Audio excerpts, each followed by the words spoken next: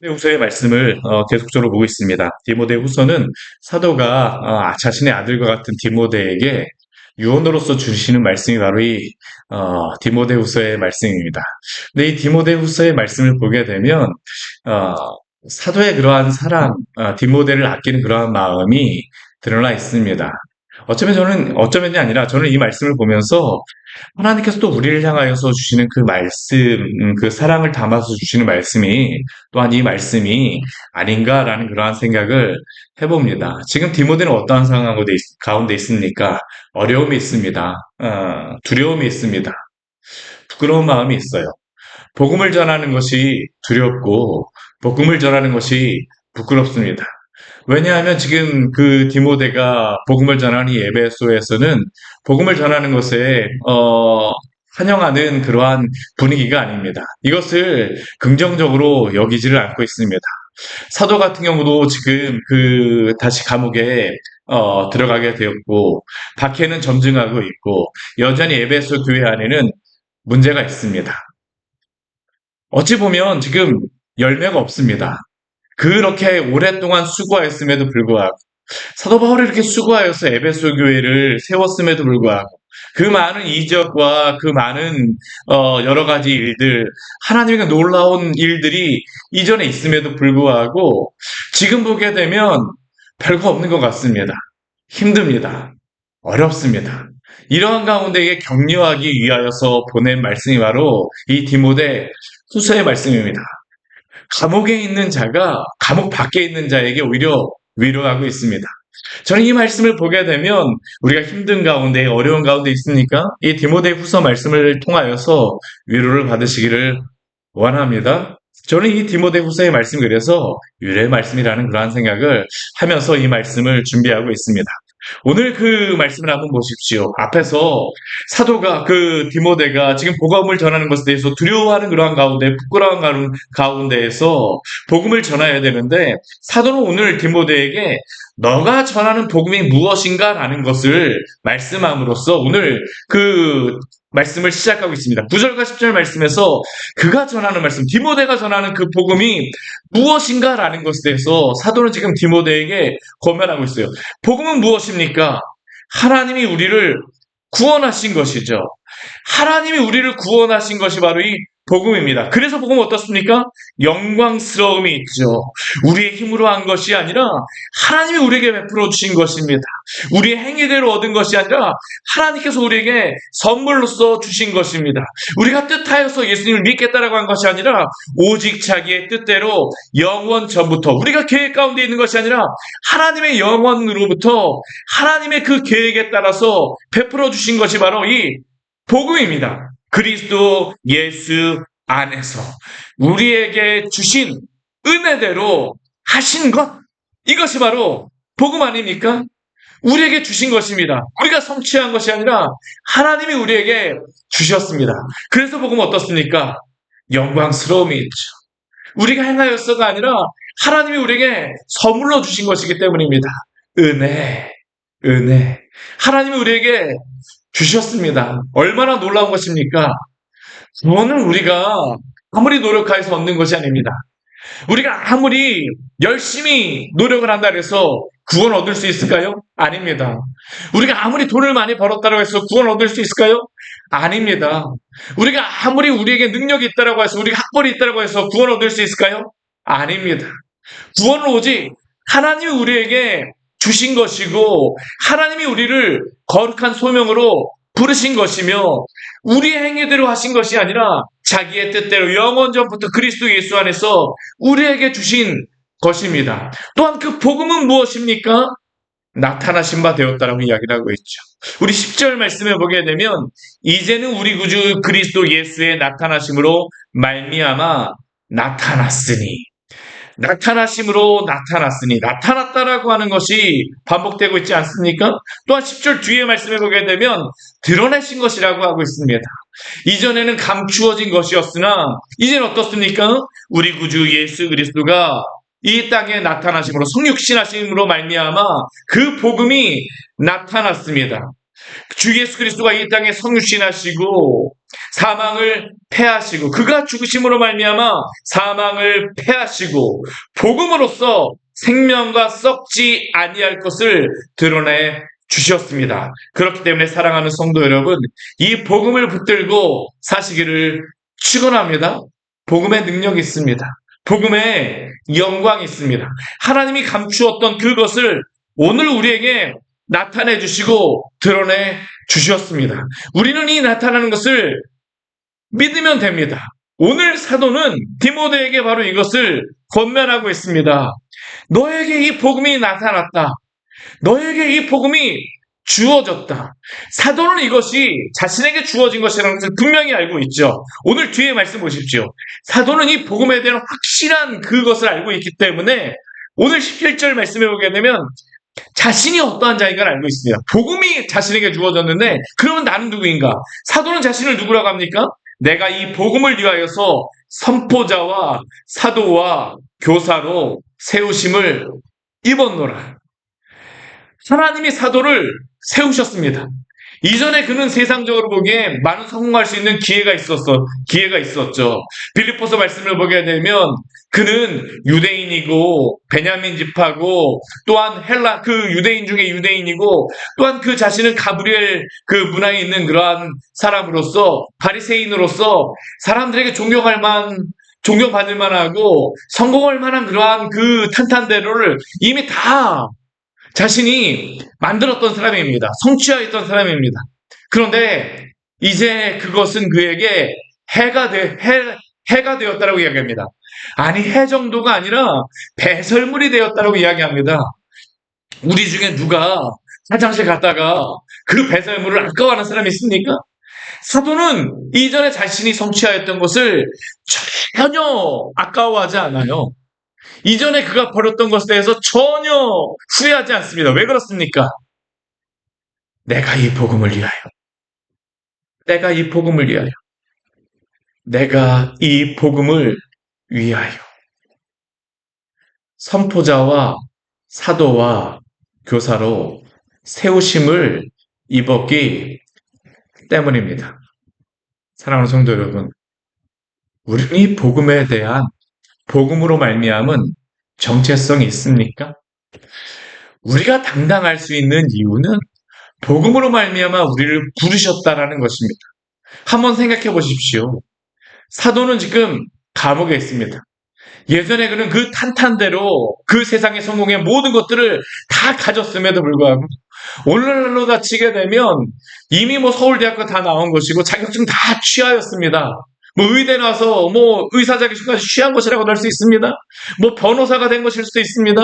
그러한 만큼 성공한 것입니다. 그런데 그는 그 사람들의 인정도 받았고 직접 대제사장과 만날 수도 있었고 사람들의 그런 어떠한 신망과 여러 가지 것들을 다 얻었음에도 불구하고 그런 것을 배설물처럼 여깁니다. 왜요? 이 복음을 위하여 하나님께서 나를 선포자와 사도와 교사로 세우셨다는 것을 알고 있기 때문이죠. 우리에게 이 당당함이 있었으면 좋겠습니다. 저도 이 당당함을 가지고 주의를 감당하기를 원합니다. 우리 모두가 다 이 정체성을 가져야 되겠죠. 그래서 12절 말씀을 보게 되면 그는 무엇이라고 말합니까? 이로 말미암아 내가 또 이 고난을 받되 부끄러워하지 아니함은. 감옥에서 이 고난을 받고 있지만 부끄러워하지 않습니다. 그가 이전에 그 성공, 그 모든 그것을 잃어버린 것에 대해서 부끄러워하지 않습니다. 아니, 지금 평안한 정도가 아니라 지금 감옥에 갇혀 있는데도 불구하고 고난을 당하고 있는데도 불구하고 부끄러워하지 않습니다. 왜 그렇습니까? 우리 12절 말씀에 보게 되면 그가 분명히 확신하고 있는 두 가지의 것이 있어요. 알고 있고 확신하는 것이 두 가지가 있습니다. 우리 12절 뒤에 말씀 같이 한번 읽어볼까요? 내가 믿는 자를 내가 알고 또한 내가 의탁한 것을 그날까지 그가 능히 지키실 줄을 확신함이라. 왜 그가 부끄러워하지 않습니까? 내가 믿는 자를 내가 알고 있기 때문입니다. 그는 하나님이 어떠한 분인가를 알고 있습니다. 그를 부르신 주 예수 그리스도가 어떠한 분인가를 알고 있습니다. 담에색 도상에서 그리스도인들을 붙잡으러 가다가 주 예수 그리스도가 그를 부르셨죠. 주여 당신이 누구시오니이까? 나는 내가 박해하는 예수라. 그 이후로 그는 복음을 위하여서 목숨을 걸었습니다. 왜요? 나를 부르신 자가 누구인가를 알았기 때문이죠. 죄인 중에 괴수와 같은 나를 부르셔서 선포자와 사도와 교사로 세우셨음을 그는 확신합니다. 죄인으로 죽을 수밖에 없는 자신을 위하여 이 땅에 자신의 모든 죄를 담당하시고 그가 순종하신 그 모든 의를 그에게 전가하여 주심으로 말미암아 의롭다 하신 그 주님을 알고 있기 때문에 그분이 어떠한 분인가를 알고 있기 때문에 그는 고난 가운데서 복음을 부끄러워하지 않습니다. 저와 여러분도 우리 주 예수 그리스도 때문에 우리에게 주신 이 복음과 우리에게 맡겨주신 이 일들을 부끄러워하지 마시기를 축원합니다. 사랑하는 성도 여러분, 주님께서 여러분들을 지키실 것입니다. 우리 뒤에 보십시오. 그가 무엇을 확신합니까? 그가 이 감옥 가운데 있어도 네로의 그 핍박 가운데 있어도 내가 의탁한 것을 그날까지 그가 능히 지키실 줄을 확신하기 때문에 그는 이 감옥 가운데에서도 평안할 수 있습니다. 사랑하는 성도 여러분, 평안은 결코 이 세상이 주는 것이 아닙니다. 우리 주님이 부활하시고 나서 말씀하신 것이 무엇입니까? 내가 너에게 평안을 주는 것 아닙니까? 너에게 평안이 있을지어다. 평안을 너에게 주노라. 누가 이 평안을 누릴 수 있습니까?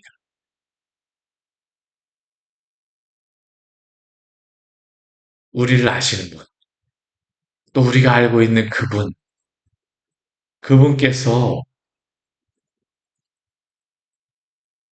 우리의 마지막 날까지 능히 지키실 줄을 확신하기 때문이죠. 사랑하는 성도 여러분, 이 복음의 확신 가운데 사시기를 축원합니다. 바로 이게 바로 오늘 우리에게도 힘 아닙니까? 능력 아닙니까? 그렇기에 사도는 오늘 디모데에게 부탁을 합니다. 아니, 명령을 합니다. 무엇을 명령합니까? 우리 13절과 14절 말씀해 보게 되면 이것을 명령하고 있죠. 너는 그리스도 예수 안에 있는 믿음과 사랑으로서 내게 들은 바 바른 말을 본받아 지키고 우리 안에 거하시는 성령으로 말미암아 내게 부탁한 아름다운 것을 지키라. 우리 이 말씀을 보게 되면 삼위 하나님이 다 나오십니다. 하나님께서 이 모든 그 복음에 대한 것들을 다 계획하시고 다